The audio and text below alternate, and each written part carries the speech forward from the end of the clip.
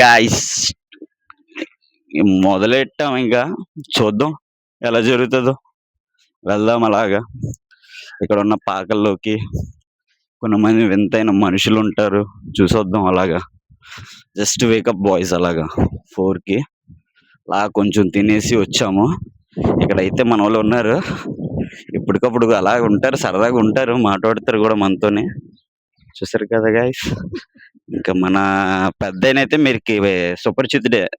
ఇతనైతే మీకు తెలిసే ఉంటది. చూడండి గాయస్, ఇతను హాయ్ నూర్మి అన్నాడు. చూడండి గాయస్, నూర్మూయ్ గాయస్. Okay boys. సరే అయితే వస్తాను ఉండి అయితే.